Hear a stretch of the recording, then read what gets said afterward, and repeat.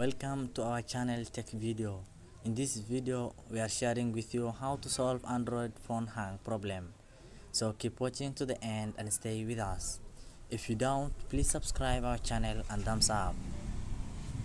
Step 1. Go to setting options.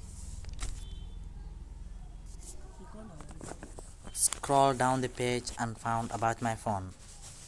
Go to software information. Click 7 times build number. Now turn back. Go to developer option. Scroll down the page and find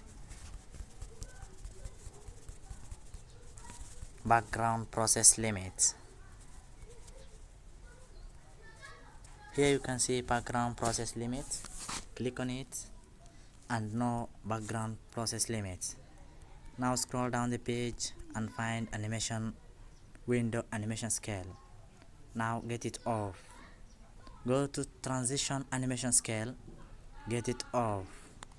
Go to animation duration scale, get it off. Step 2. Go to setting again. Scroll down the page and find accounts. Go to accounts and get auto sync data off. Then go back. Step 3. Go to software update.